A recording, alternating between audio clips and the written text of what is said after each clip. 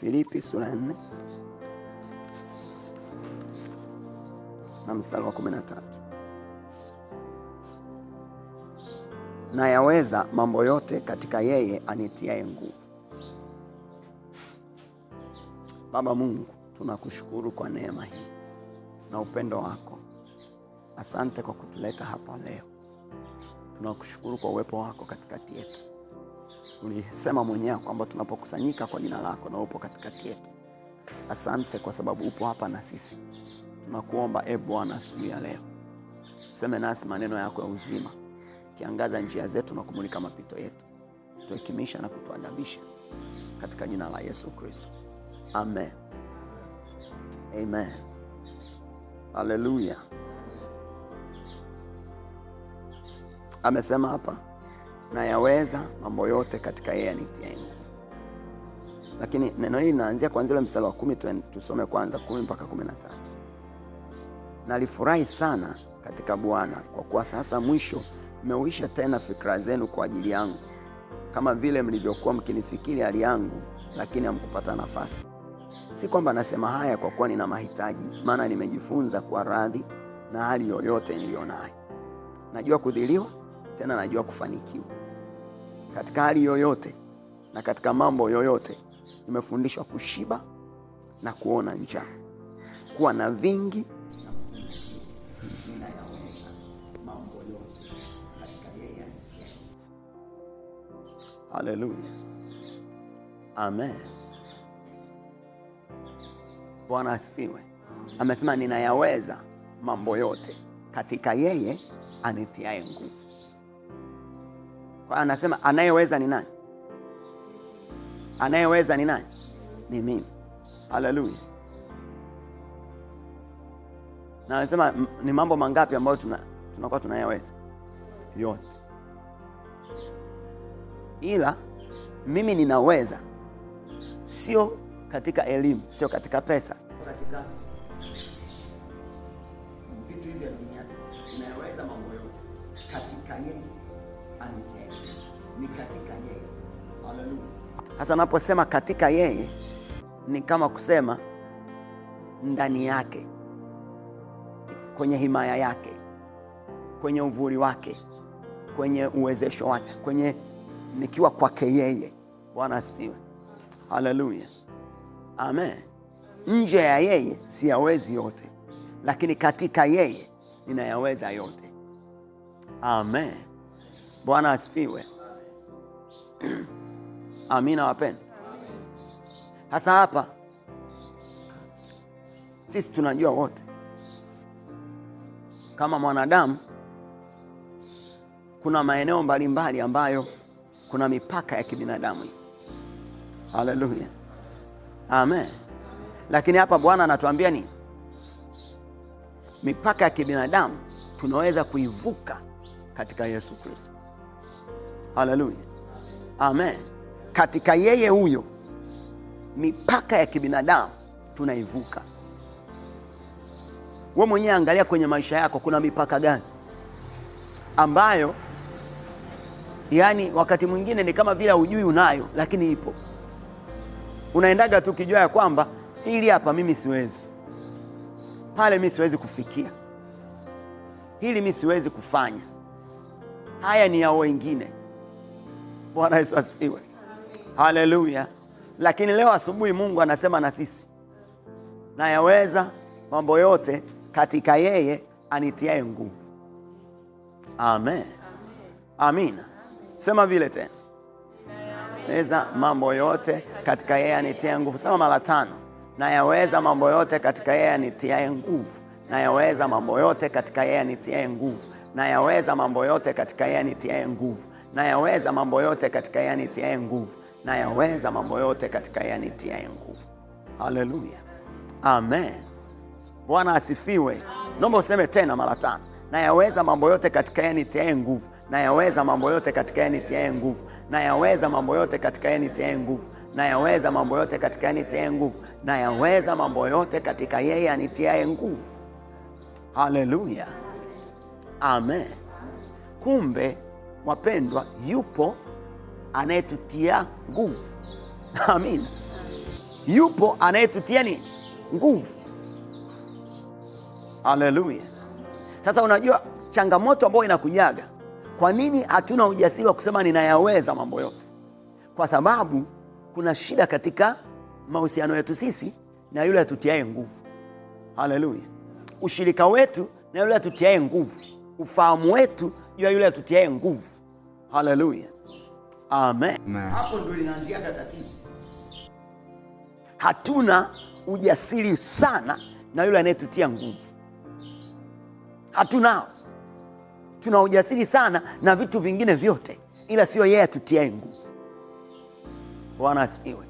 Hatuna uhakika sana na yeye atutiaye nguvu. Tuna uhakika zaidi na vitu vingine. Amina. Haleluya. Bwana asifiwe.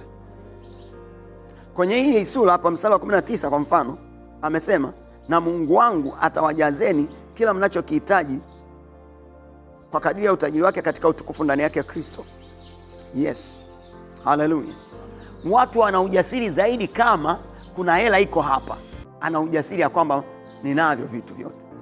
Lakini kama anaye Mungu tu, sasa hela, yani sawa Mungu ndio, lakini hela sasa. Umeona? Hapo ndo tatizo linaanzia. Bwana asifiwe. Haleluya. Kama anaye Mungu, lakini kazi kama sasa kazi, yani sawa Mungu yupo, nampenda na muabudu, lakini kazi hampendi Mungu na wala muabudu. Bwana asifiwe. Amen. Story tu. Haleluya. Kama kweli anamwabudu Mungu, kama kweli anampenda Mungu, hicho sio kitu tena. Bwana asifiwe. Haleluya. Amen.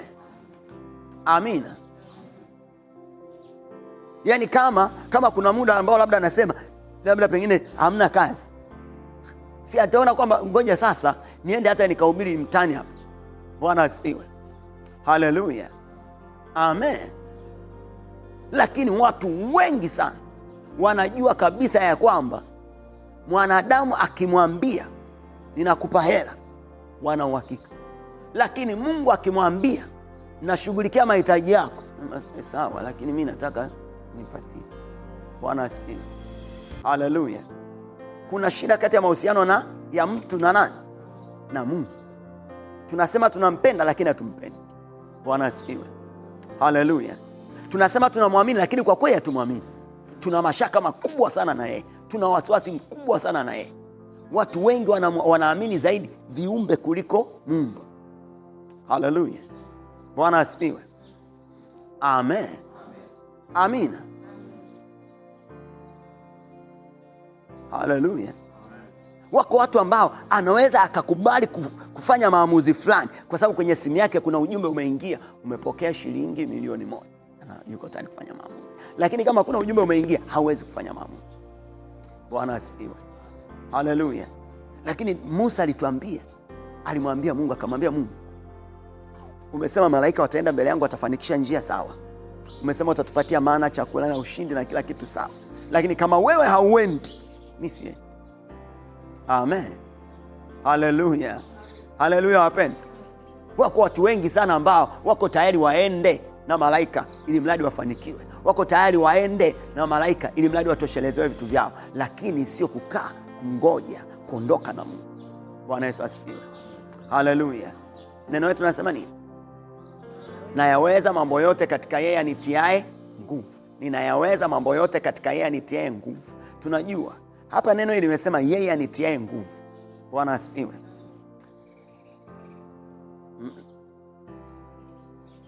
Kwenye tafsiri ya Kiingereza anasema him who empowers me.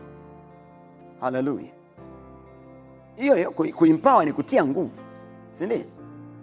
Lakini neno ambalo tumezoea sana kulitumia, kutia nguvu, sio kama vile neno ambalo linatumika sana kuwezeshwa, si ndio? Hallelujah, ndio tunatumia zaidi. Bwana, mimi ukiniwezesha nianze biashara, mtu angeniwezesha kidogo, mimi ningeweza kufanya hiyo. Unajua tunatafuta tu kuwezeshwa, si ndio tunatumia ile zaidi. Hallelujah. Yani ni ile neno kutia nguvu, lakini ila kutia nguvu halitumiki sana kwenye maisha. Kwa hiyo mtu anaweza asielewe sana hiyo kutiwa nguvu akadhani ya kwamba ni jambo tu la ibadani. Bwana asifiwe. Hallelujah. Hapana, kumbe sio jambo la ibadani, ni jambo la maishani. Hapo unaona amesema nini? Ninajua kuwa na vingi, yani nguo nyingi, chakula kingi, pesa nyingi, najua kuwa na vingi, vitu vya maisha haya vingi. Ninajua katika yeye anitiaye nguvu, yeye aniwezeshaye. Bwana asifiwe. Haleluya. Lakini ninajua pia kutokuwa na kitu hata kimoja. Pia na yenyewe ninajua kwa sababu ya uwezesho wake. Kwamba hata kama hamna hata kitu kimoja, sio kwamba nitakufa. Nitaendelea kuishi, nitaendelea kufurahi, nitaendelea kustawi, nitaendelea kushinda, nitaendelea kufanikiwa, nitaendelea kusonga mbele. Bwana Yesu asifiwe. Haleluya. Amen. Maana Mungu anataka tuone ya kwamba tunapokuwa na uwezesho wa kiungu, hata kama vitu havionekani kwa macho, lakini maisha bado ni bora. Amina. Haleluya. Wako watu ambao kama vitu vinavyoonekana havipo, wanaona maisha yao ndio yameisha. Lakini kumbe hata kama vitu hamna, maisha bado ni bora. Waisraeli wakati wanatoka utumwani Misri. Bwana Yesu asifiwe. Haleluya. Walipita katika jangwa, labda tutasoma baadaye kidogo. Walipita katika jangwa. Mle jangwani walikuwa hawana nyumba, hawana shamba. Haleluya. Hawana mitaji, hawana biashara. Watamfanyia nani biashara? Hawana kitu. Lakini maisha yao yalikuwa duni. Anasema nguo zao hazikuchakaa. Bwana asifiwe. Amen. Nguo hazikuchakaa. Yaani nguo zao zilikuwa ziko bado mpya tu. Yaani kila siku akivaa unasema hii nguo amenunua mpya leo. Bwana asifiwe. Amen. Haleluya. Kwa nini? Amen. Amen. Haleluya. Bwana asifiwe. Na anasema hakukuwa hata na mmoja ambaye anaumwa. Yaani wanalala wanaamka, hakuna usema leo tumbo. Leo ni nini? Hamna. Haleluya. Wote wanaamka asubuhi wako vizuri. Walikuwa tu labda kama wakifanya dhambi ndio wanakufa. Amina. Si nyoka wanawangata wanakufa. Lakini eti kwamba si kuna wakati watu walikuwa wanaumwa. Hapana, Mungu aliwaambia nitaondoa magonjwa yote katikati yenu, wala sitatia ugonjwa wowote niwote Misri. Amen. Kwa sababu mimi ni Bwana niwaponyaye. Muda wote walikuwa wamekaa vile. Yaani toka Jumatatu mpaka Jumatatu inayofuata hakuna mtu yeyote katikati ya watu zaidi ya 3 ambaye atamesema kwamba leo na mafua, leo na kikohozi, leo tumbo limenani, leo naona na kichwa. Hakukuwa hata na mmoja. Haleluya. Bwana asifiwe. Amen. Aliwaambia akasema, kwa sababu nyinyi mnanitumikia, mimi nabariki chakula chenu, nabariki maji yenu, naondoa ugonjwa katikati yenu, hakutakuwa na mwenye kuharibu mimba hata huyu. Bwana asifiwe. Wamekaa miaka ile yote 40, hakuna mimba hata moja iliharibika. Bwana asifiwe. Haleluya. Haleluya wapendwa. Kanuni za dunia zilifika mwisho, kama si kwa mkono wako. Yaliyoshindikana yamewezekana, ni kwa mkono wako. Unajua ukisema mkono wa Bwana unaongea kusini Roho Mtakatifu. Bwana asifiwe. Haleluya. Haleluya wapendwa. Amen.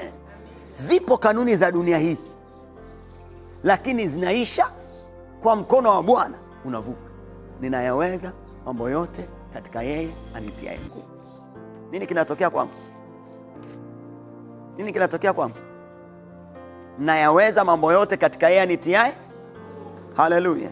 Alisema ninajua kushiba, ninajua kuona njaa. Waisraeli pale kule jangwani walikuwa wanapata chakula, wanakula ile mana. Haleluya. Wanakula wanashiba. Bwana asifiwe. Hawana shamba. Amina. Hawana store, hawana duka, hawana soko, lakini hakuna hata mtu mmoja alikuwa anakaa njaa. Wote walikuwa wanakula mpaka wanasasa. Na angalia namna Mungu alikuwa anafanya. Ilikuwa ukifika jioni nyumbani mwao hamna chakula, ukifika asubuhi chakula kimejaa. Haleluya. Amen. Ikifika jioni hamna chakula, hamna. Hawana, yani mtu analala hamna hata kanyongeza hapo ndani. Haleluya. Bwana asifiwe. Sasa watu wakilala hamna chakula cha kesho, mapigo ya moyo yanarukaruka mpaka tumbo lina wapeleka washroom. Hamna kesho atakula nini? Bwana asifiwe. Haleluya. Lakini wao walikuwa na ujasiri na nani? Na Mungu. Wanalala usingizi mtamu, wanajua asubuhi Bwana anatunyeshea. Haleluya, haleluya wapendwa, amen. Mungu alikuwa anamuona wapi? Alikuwa anaonekana kwa macho? Mungu aliwaonyesha hiyo mikate iko wapi? Mungu hakuwaonyesha mikate. Haleluya.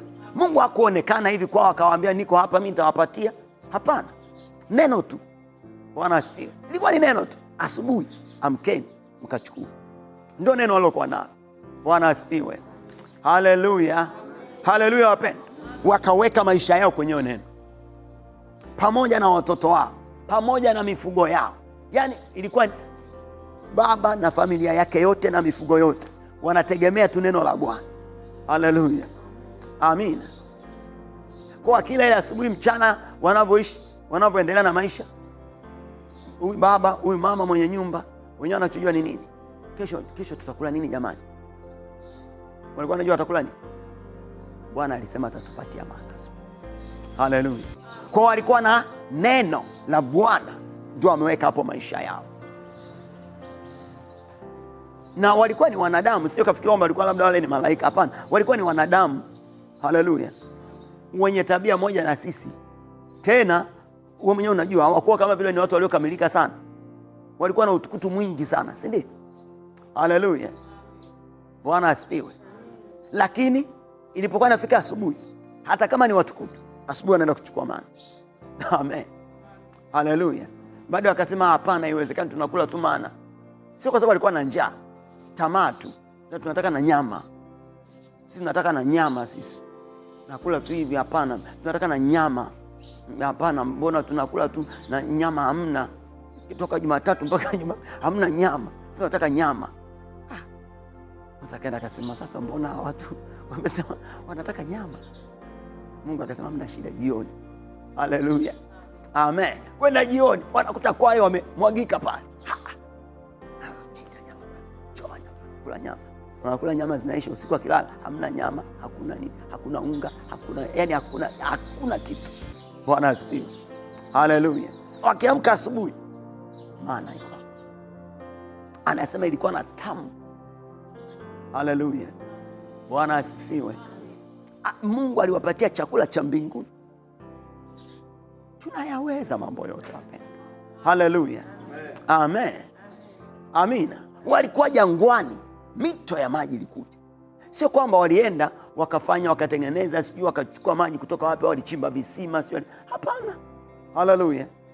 Amen. Neno la Mungu linasema ilikuwa ni mwamba wa roho ulikuwa unawafuata. Mwamba wa roho. Na walikuwa wanapata maji haya ya kunywa. Lakini anayetoa ni nani? Nani wapendwa? Nani? Sawa, ni Mungu. Mungu maana yake hata haya kwenye tenki ni Mungu ameleta. Lakini kabisa specifically kabisa alikuwa ni nani? Mwamba wa roho. Haleluya. Amen. Bwana asifiwe. Ni mwamba wa roho. Walikuwa wakipiga jiwe, Roho Mtakatifu anatoa maji kabisa ya kunywa, yanaondoa kiu, wanaoga, wanapikia, Haleluya. Amen. Bwana asifiwe. Na yaweza mambo yote katika NTM. Inawezekana. Haleluya. Amen. Ninayaweza, mimi nayaweza, lakini katika yeye anayenitia nguvu. Bwana Yesu alisema kwenye Matendo ya Mitume ile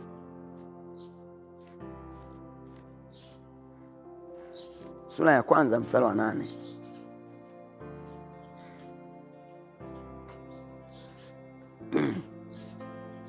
Lakini mtapokea nguvu akisha kuajilia juu yenu Roho Mtakatifu, nanyi mtakuwa mashahidi wangu katika Yerusalemu na katika Uyahudi wote na katika Samaria hata mwisho wa nchi. Usizini.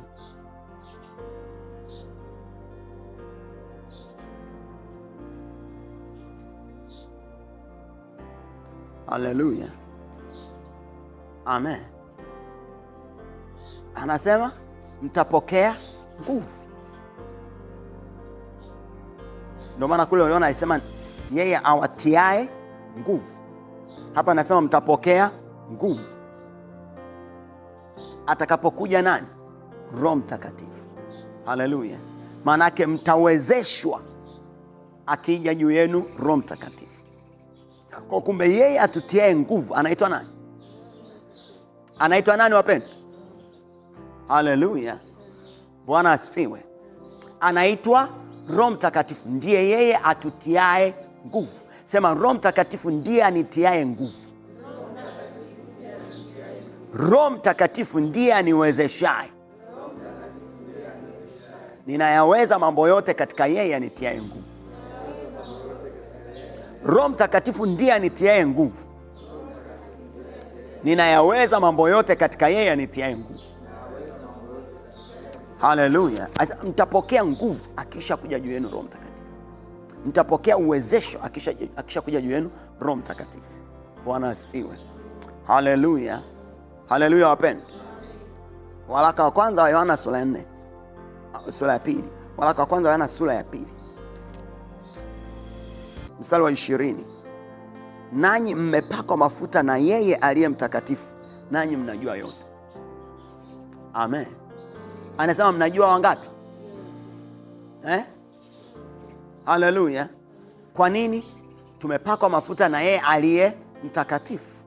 Kitabu cha Matendo ya Mitume sura 10 mstari wa 38 anasema habari za Yesu wa Nazareti, jinsi Mungu alivyomtia mafuta kwa Roho Mtakatifu na nguvu. Haleluya. Kwa na sisi tumepakwa mafuta. Nani aliyetupaka mafuta? Mungu ametupaka mafuta kwa Roho Mtakatifu na nguvu. Haleluya. Sasa kwa hapa amesema nini? Tunajua yote. Amen. Mdogo mpaka mkubwa anajua. Tunajua. Bwana asifiwe. Tunajua mangapi? Tunajua mangapi? Tunayaweza mangapi? Tunayaweza mambo yote katika yeye atutiaye nguvu. Tunajua yote kwa mafuta tuliyopata kutoka Roho Mtakatifu. Bwana asifiwe. Haleluya. Ungeenda pale mstari wa 27 anasema yale mafuta yanatufundisha habari ya mambo yote. Amen. Nani huyo? Roho Mtakatifu anayekaa ndani yetu. Tunajua kitabu cha Wakorintho wa kwanza sura ya 3 mstari wa 16, Wakorintho wa kwanza sura ya 6 mstari wa 19, hata Wakorintho wa pili tena sura ya 6 inasema ya kwamba Roho Mtakatifu anakaa ndani yetu, anaishi hapo, anapatikana kwetu. Bwana Yesu asifiwe. Haleluya. Haleluya wapendwa. Waraka wa kwanza wa Yohana sura ya 4 mstari wa 4. Kuanzia mstari wa kwanza anasema jaribuni hizo roho, muone kama zimetoka kwa Mungu. Mstari wa 4 anasema ninyi watoto wadogo mwatokana na Mungu, nanyi mmewashinda kwa sababu yeye aliye ndani yenu ni mkuu kuliko aliye katika dunia. Haleluya. Kwa hiyo anasema tumewashinda wote. Tumewashinda wangapi? Haleluya. Bwana asifiwe. Manake kama kuna kazi tunafanya, nani mshindi?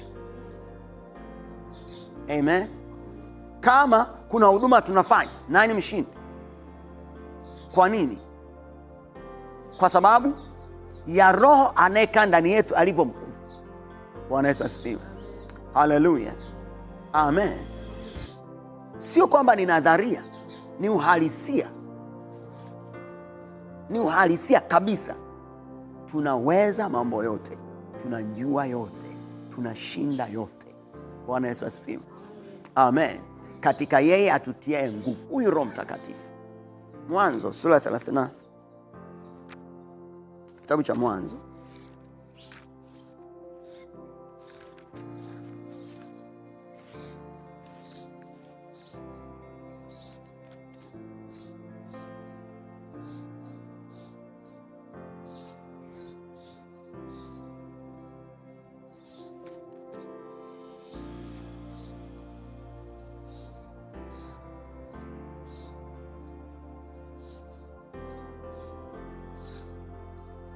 Mwanzo sura 41 na tutasoma mstari wa 38 na tutasoma mpaka 40. Farao akawaambia watumwa wake, tupate wapi mtu kama huyu?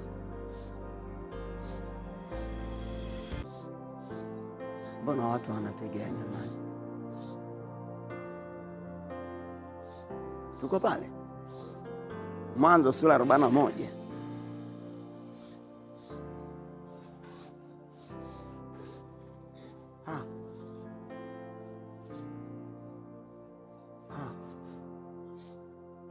Mwanzo sura 41 mstari wa 38 mpaka 40.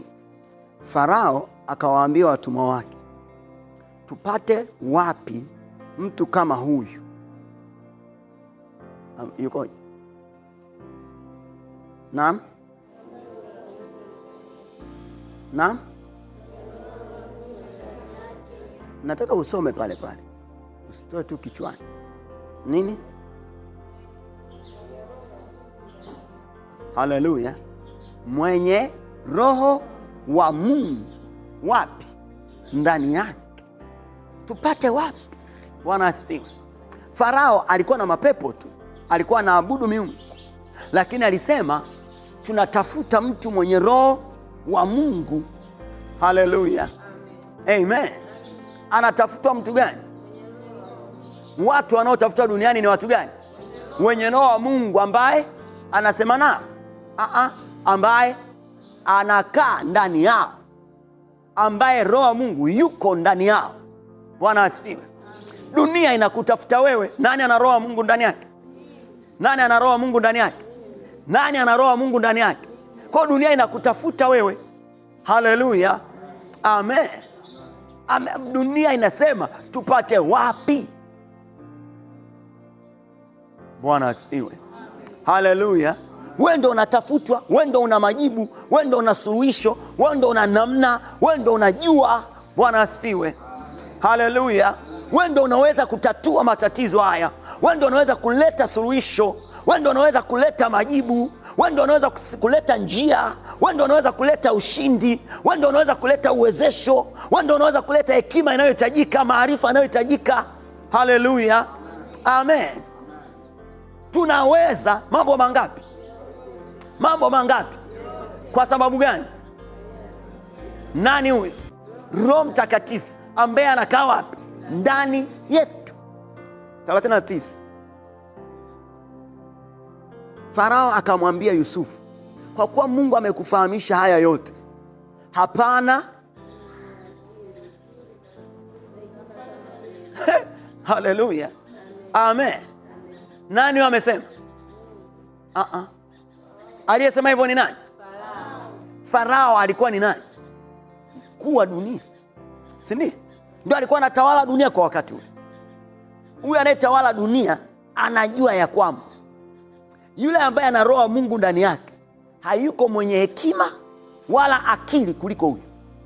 Bwana asifiwe. Kama uko kwenye shule fulani, shetani pamoja na watu wote pale wanajua hakuna mwenye hekima na akili kuliko wewe.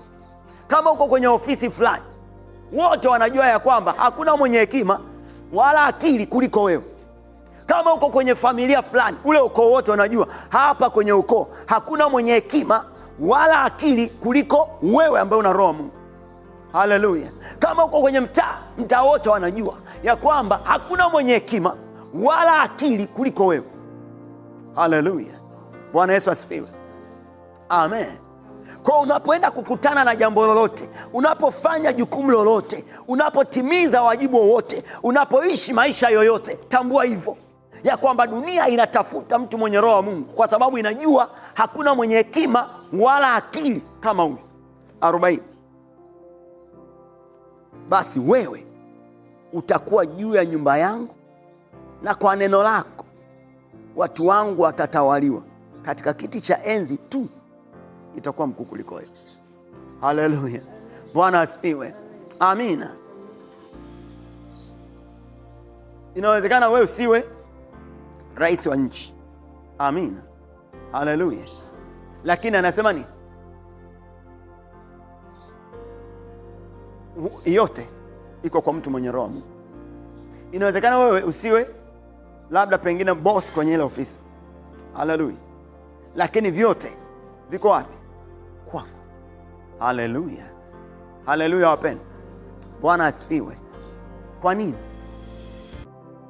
Roho wa Mungu. Na sio tu kwamba unajua sasa sisi shida yetu kubwa, hatushirikiani na huyu Roho Mtakatifu.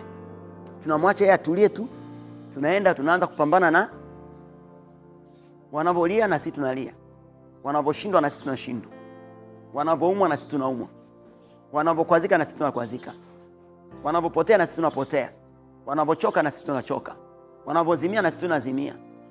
Hapo ndo tatizo. Sisi tunaye. Haleluya. Yupo. Amen. Bwana asifiwe. Hapa kwenye hii sura ya 39, kwenye sura ya 39, kwa sababu ya huyu Roho wa Mungu ndani ya Yusufu,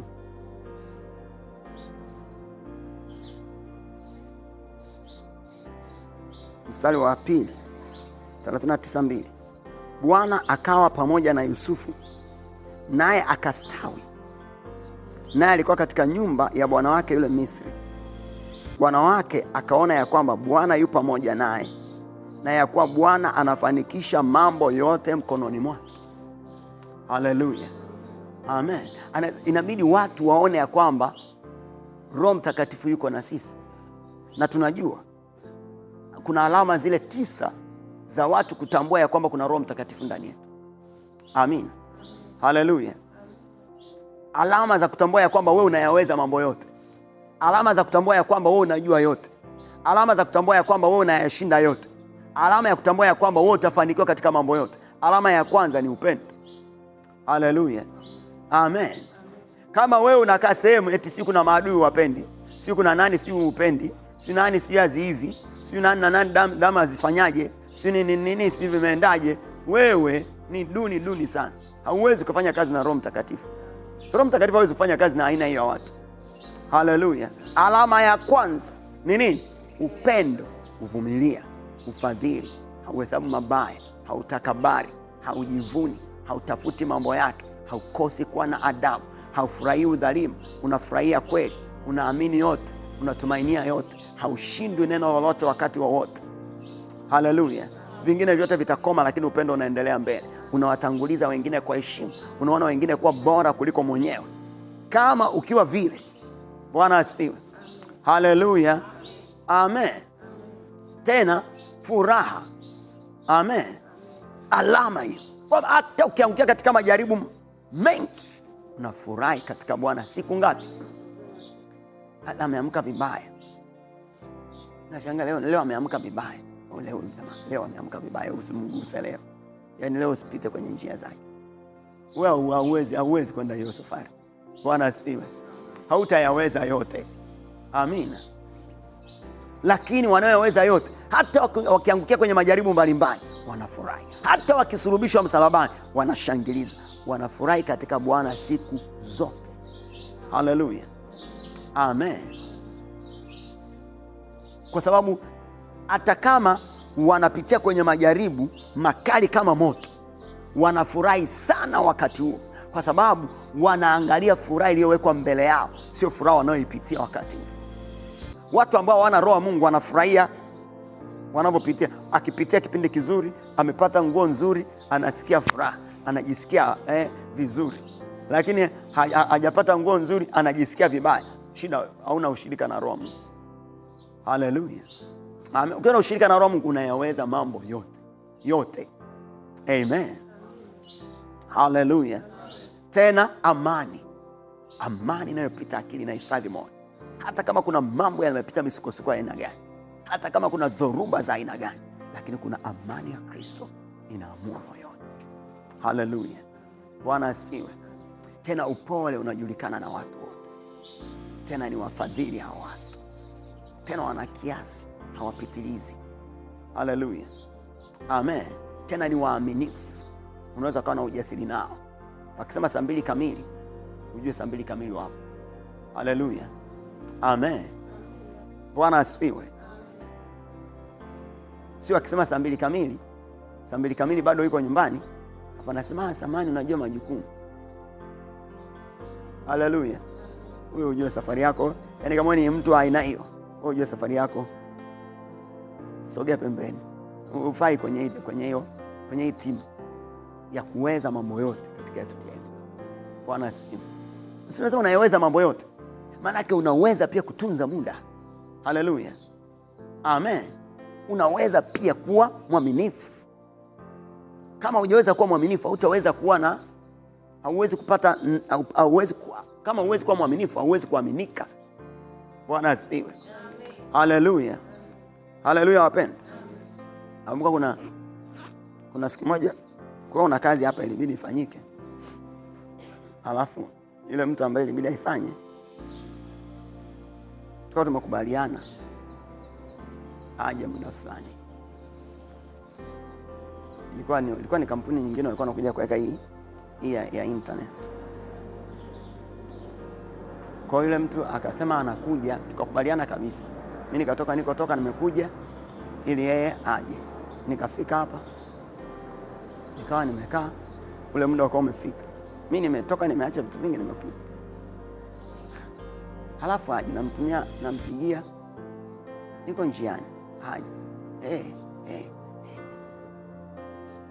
Ikapita muda. Akafika. Samahani sana, unajua foleni na nini. Nikamwambia sawa. Akasema maneno yake pale. Nikamwambia ndugu yangu, mimi nashukuru umekuja na haya yote uliyosema. Lakini kama wewe unanitendea hivi, bado hujafanya kazi yenyewe. Mimi nitakuwa na ujasiri gani kwamba hiyo kazi utaifanya? Sina yenyewe itaweza kuwa na foleni kwenye print. Inaweza kuwa labda kuna foleni kwenye wino unaotumika. Inawezekana material na yenyewe ikawa na foleni. Si vyote, yani mimi nitajuaje sasa kama hata utakachofanya tena? Kama unanitendea hivi haujafanya kitu. Si ndio? Haleluya. Mimi sasa nitajuaje kwamba hata utakachokifanya kitakuwa ndio kile ambacho? Haleluya. Amen. Nikamwambia nashukuru. Kampatia nauli, nikamwambia wewe nenda. Hapana, sasa mimi nimeshakuja. Sawa, wewe nenda. Haleluya. Akasikitika sana akaenda. Wakaja kufanya wale watu wazuri. Amen. Haleluya. Hata tena siku nyingine hapa, kwa nataka kuweka nani moja hapa hivi. Yule mtu kamwambia aje. Hiyo siku mimi nimekaa hapa namsubiria, hajakuja na hajasema kitu. Baadaye nikampigia simu mtu aliyekuwa amesema. Akasema amepata udhuru, atakuja kesho. Sema sawa. Kesho yake akaja. Kaja akapima hapo nini. Na ile hela ya advance nilikuwa nayo kabisa. Nikamwambia unajua hela ya tukutane haikuwa advance, kwa asilimia kama 75 ile. Nikamwambia ile ya advance ya asilimia 75. Lakini siwezi kukupatia na hii kazi hauwezi kufanya. Ni heri isifanyike kuliko ifanywe na mtu ambaye sio mwaminifu. Kwa sababu mimi nitakuwa na uhakika gani kwamba itakuwa ni kazi? Yaani nini kitanithibitishia kwamba hiyo kazi itakuwa sahihi? Kama wewe jana uliniambia unakuja ukuje.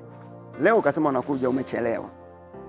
Sasa mimi nitajuaje sasa? Bwana asifiwe. Haleluya. Amen.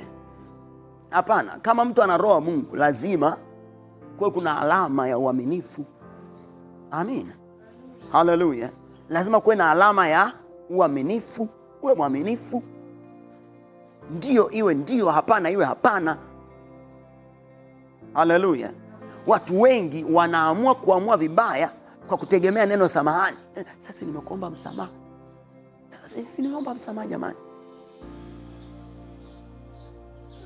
Samahani haijawekwa kwa ajili ya kutetea kukosa uaminifu, kutetea tabia mbaya. Haleluya. Sawa, samahani iwepo wakati mtu haujaamua ufanye. Lakini unakuta mtu anaonaga watu wengine anaweza kumwahidi mtu kitu alafu mpaka ule muda unamwona bado anashughulikia kwa kitu kingine. Hamna shida, nitaenda. Huyu mtu kumbe sio mwaminifu. Kama amemwambia huyu mtu kwamba wataenda muda huu, alafu mbona muda huu haendi?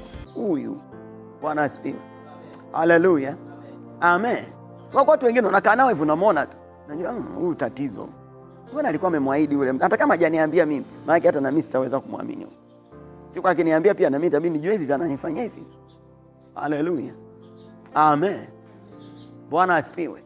Sisi tunayaweza mambo yote katika yeye tutie nguvu, lakini hizo alama 9 ni utambulisho wa kwamba yeye una ushirika na yeye akutia nguvu. Kama hizo alama hazipo, maana yake una ushirika na yeye anayekutia nguvu. Bwana asifiwe. Haleluya. Hata ukiendelea kusema unayaweza mambo yote, lakini yeye hawezi kutia nguvu kwa sababu mshirikiani. Tulishajifunza wakati mwingine, kuna mambo tunayafanya yanamhuzunisha Roho Mtakatifu, mengine yanamzimisha Roho Mtakatifu. Si ndio? Mengine yanamdanganya Roho Mtakatifu. Haleluya. Amen. Hasa kama unamhuzunisha, unamzimisha, unamdanganya sasa. Haleluya. Yusufu alikuwa kwenye nchi ya ugeni. Angalia, yeye hakuwa na elimu, si ndio? Hakuwa na connection, hakuwa na mtaji,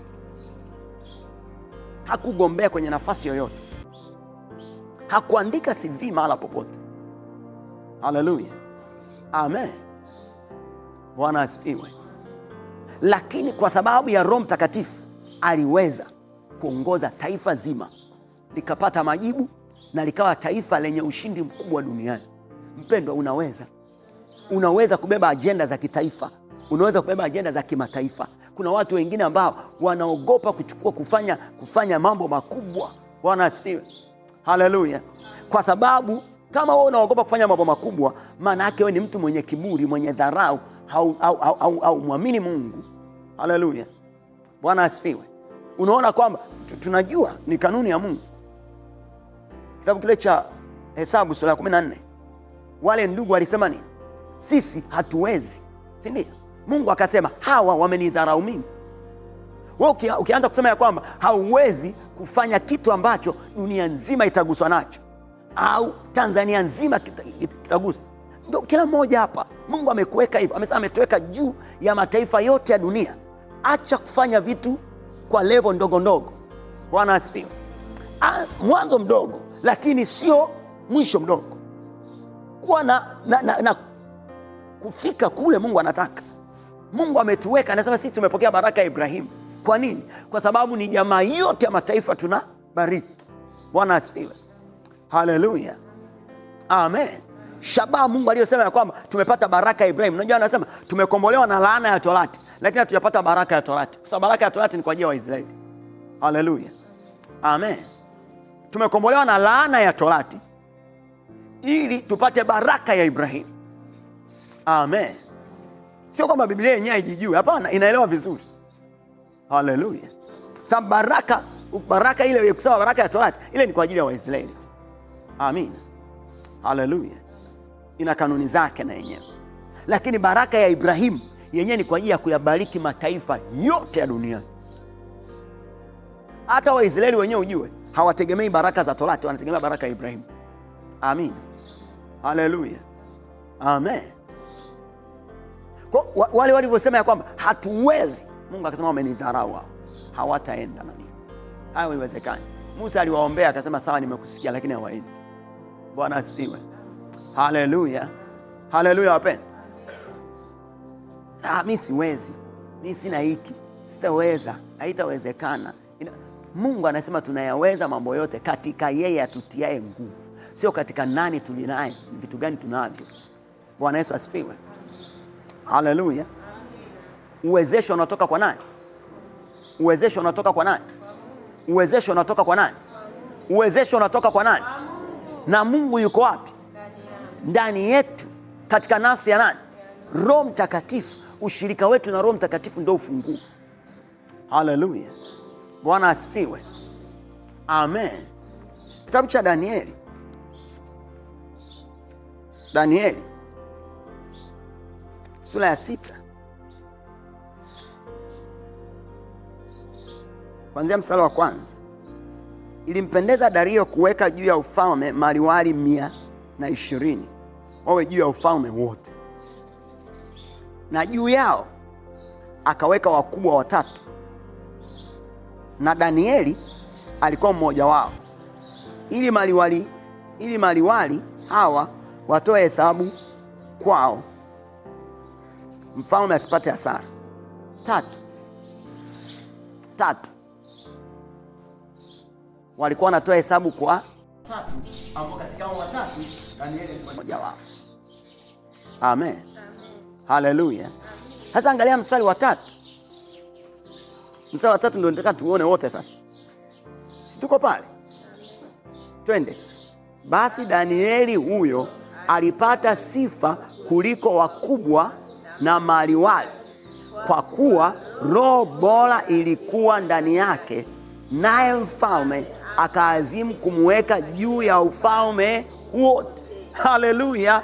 Haleluya wapendwa. Hiyo inaitwa nini? Promotion. Haleluya. Inaitwa nini? Promotion. Bwana asifiwe. Haleluya. Wengine wanaenda tu kawaida, lakini wao kuna pro nyuma yake. Amen. Bwana asifiwe. Amen. Akasema mfalme akaazimia ndani. Kwa nini? Kulikuwa kuna roho bora ndani. Haleluya. Kwa sababu ya roho bora ndani ya Danieli, mfalme akaazimia nimweke juu ya ufalme wote.